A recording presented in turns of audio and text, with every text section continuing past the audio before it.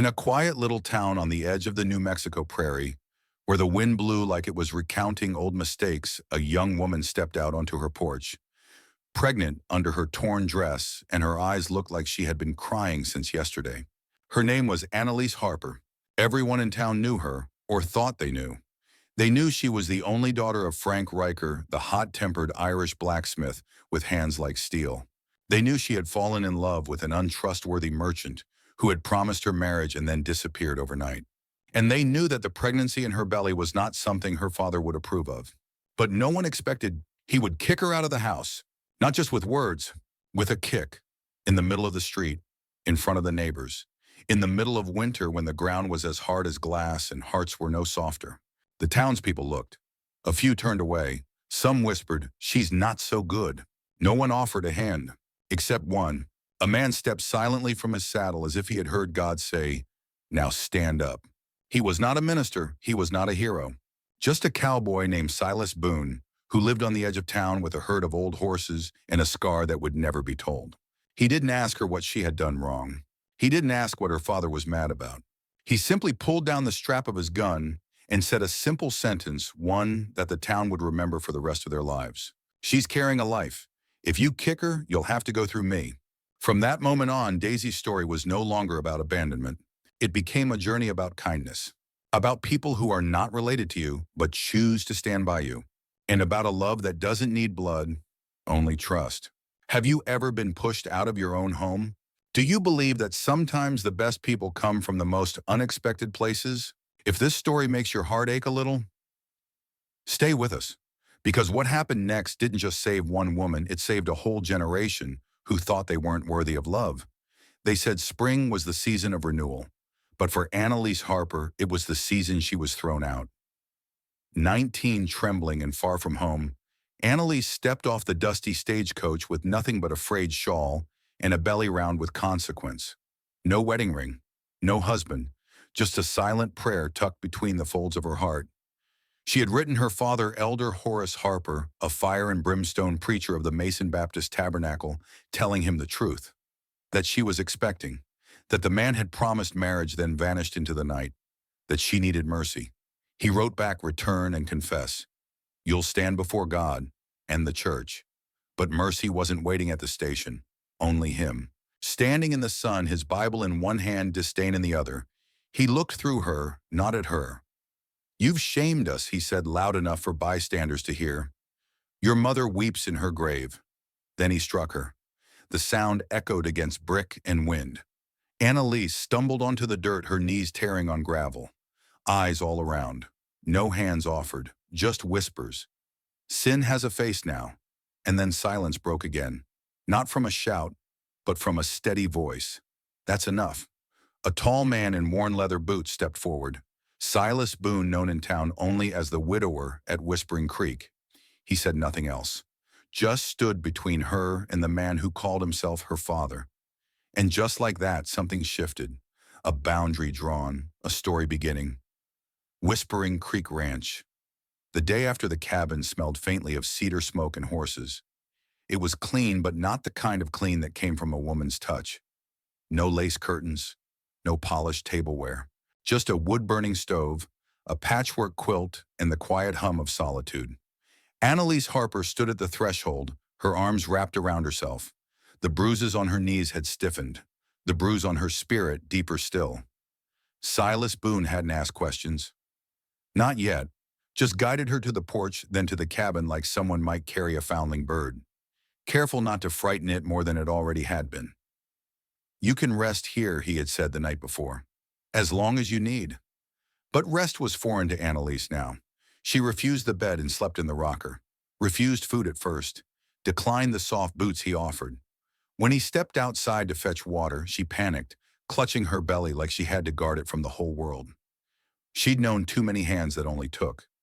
So she waited, braced herself for the turn, for the kindness to crack open and spill some darker truth. But it didn't. Silas brought her eggs, left a basin of warm water, repaired a broken latch on the window she never closed, and not once did he press her for details. She noticed his left hand trembled when he chopped wood, not from weakness, from something else. Loss, maybe. When he asked, "Would you like to stay in the big room where the stove keeps warmer?" she shook her head. "I'm fine here." Her voice was quiet, but it didn't tremble. Silas only nodded. "All right then. I'll be around if you need anything." Later that evening, Annalise stood outside under the stars. The wind curled around her hair like a whisper, and for the first time since being cast out, she prayed. Not for escape, not for vengeance, just for strength, to carry her child, to keep her name, to not disappear. She didn't say thank you, not yet, but she stayed, and that was something. Silas Boone had never been a man of many words. The ranch hands used to joke that you could ride from sunrise to supper with him, and the only sound you'd hear was your own saddle creaking. But silence wasn't coldness in Silas, it was something gentler. Like winter snow that falls slow and sure not to wound, but to cover.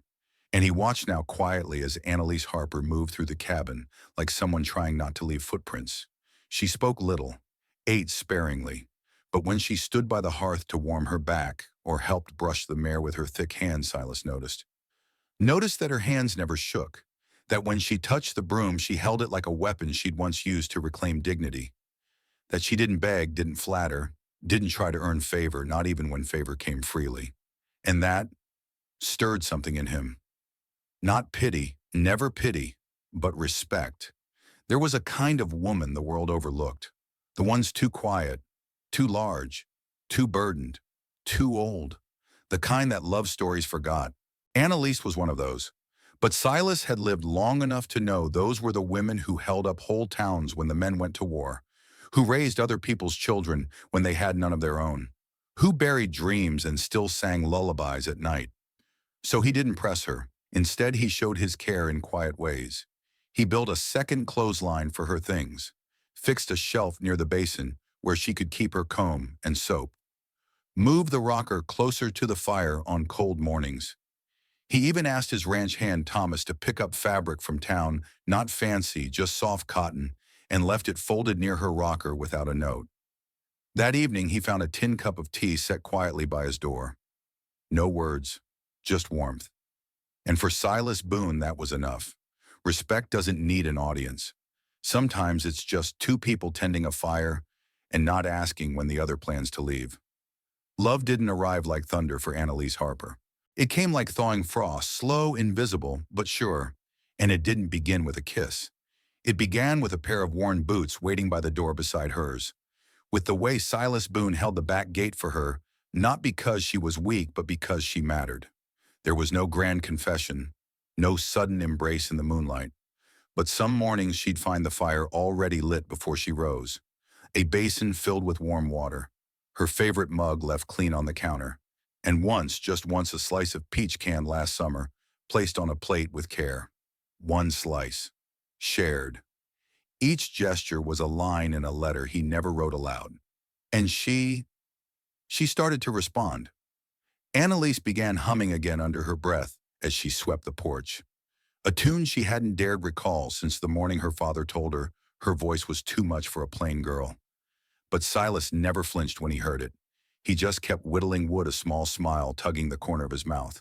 She sewed curtains from that soft cotton he'd brought, pale blue like early morning. The next day, Silas ate breakfast and whispered, "Looks like Sky came inside." And one evening, as they sat in silence beside the fire, Silas lifted his eyes and asked softly, "Would it bother you if I stayed a little longer tonight?" She nodded, and after a pause answered with something that surprised even her, "I sleep better when someone breathes nearby." That night he didn't leave. He stayed in the rocker until dawn, boots off, hat in lap. He didn't touch her. He didn't speak again. But she knew. The quiet between them had changed. Sometimes love grows where no one claps for it. No vows, no roses. Just two people putting tea on the stove before the other asks. It had rained through the night. By morning, the fields glistened with a sheen of silver light, and Silas Boone found Annalise by the shed, staring at the hills beyond. She held a crumpled letter in her hand. "Ryder dropped it off," she said, not turning. Silas waited. "It's from my father.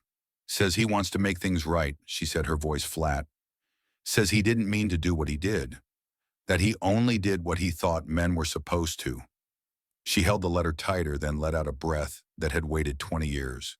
When he found out I was pregnant, he didn't ask who or how, just said I'd shamed the family, that I was no daughter of his. He dragged me into the street barefoot, belly full, and told the neighbors I was no longer his blood. Silas didn't move. He didn't speak. He simply stood beside her, letting the silence wrap around them both. I slept in the back of the church for a week, she whispered. Then I cleaned floors to pay the midwife. I lost the baby in my 8th month. No name, no grave, just a white cloth and silence. She wiped her face. I never told anyone. Never thought I would. Silas swallowed. His voice cracked. That's a cruel weight to carry alone. She turned, looking him in the eye. I don't want to be someone's pity. I don't need rescue. I know, he said. You don't need a rescuer. You deserve a witness. He reached gently and took the letter from her trembling hands. Then slowly he lit the wood stove and fed the paper to flame. You don't owe that man a second thought, Silas said, watching the ash curl. Annalise stared at him, not for saving her, not for fixing her, but for standing still while she burned away a past that had long outlived its use. Some stories aren't meant to be rewritten. They're meant to be released. Whispers are wind in a small town. They start as a breeze in one parlor, and before long they howl through every porch, every dry goods, counter every pew. It began with a look, then a chuckle, then someone spat near Annalise's boots as she passed through Dry Creek's main street. You don't belong here, one woman muttered. She was traded like cattle, said another. Now she thinks she can be someone's wife. They didn't say it to her face, not directly. But hate wears many costumes, mocking laughter, pursed lips, doors shut a little too quickly.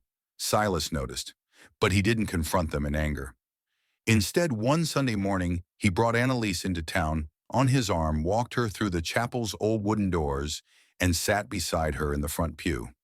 When the pastor paused mid-sermon to glance down, Silas stood. He didn't raise his voice. He just spoke. I know there's been talk about the woman beside me, about her past, about mine. His hand didn't leave Annalise's. I won't entertain lies. I won't answer cruelty. But I will tell you this woman is my home. And if there's no room in this church for her, there's no room in it for me. The room went still. Pastor Hemsworth, an old man with eyes like pale rain, finally spoke. If there's judgment in this room, he said, let it be God's and not ours. No one spoke after that, but the whispers grew quieter. That afternoon, Silas placed a porch swing for two outside his home, and that evening a basket of fresh bread arrived anonymously at their doorstep. Not everyone approved, but someone somewhere had chosen kindness, and that was enough for now. Sometimes standing beside someone is louder than shouting for them. Winter melted like a lingering apology. The last patches of snow retreated from the valley, leaving soft soil underfoot and the sound of a babbling brook behind the house. Annalise planted the carrot seeds with her bare hands. Not in a hurry. Each seed was placed like a whisper, you will grow. You have the right to stay. Silas placed a small shelter over the old coop. So you don't get wet when you feed the chickens, he said. And then he sat back, watching his wife tie her hair up, squinting in the morning sun. No flowery words, no vows. Their love was not loud, but it was as enduring as the gentle shadow the sun always kept by her side. One afternoon, while Annalise was making tea, Silas entered the house and quietly placed a small wooden box on the table. She opened it. Inside was an embroidered handkerchief, no flowers, no words, just a simple stitch, two hands clasped together. I have nothing of value to give, Silas said, but if you choose to stay, I want to thank you every day for it. Annalise smiled, no longer trembling, no longer wary. I don't need much, just don't go anywhere. Epilogue. 2 years later, people no longer spoke of the woman who was traded like cattle. They called her the best apricot grower in South Dry Creek and the wife of the quiet Silas. The orphan next door called her Miss Annalise, the one who taught him to tie his shoes and say sorry when necessary. Clara doesn't need a big house. She just needs a place where someone is waiting for her to come home. And Silas Boone, who once lived quietly with his own wounds, doesn't need anyone to be perfect. He just needs an honest heart who knows how to love without asking for anything in return. From a dusty gas station to a warm wooden porch, they have built something that not everyone has: a home, chosen with kindness, patience, and trust. Maybe you're not Clara, but maybe you've been abandoned by someone when you were at your weakest. And if so, I hope you'll have a Luke in your life too. Someone who doesn't need an explanation, just a reason to stay. If this story resonates with you, subscribe to None. Wild West Saga, share it with someone who needs a ray of hope, and leave a comment below. Would you like to see a sequel to Claire and Luke's life? Or another story just as tender and profound? We read every line you write, and who knows the story you need to hear is being told here. Until we meet again, be kind, be gentle, and never believe that you are not worthy of love. She didn't become anything special. She just lived out what she thought was impossible. Being loved not because she tried to be someone else, but being loved because she was still herself, even though life had tried to erase her.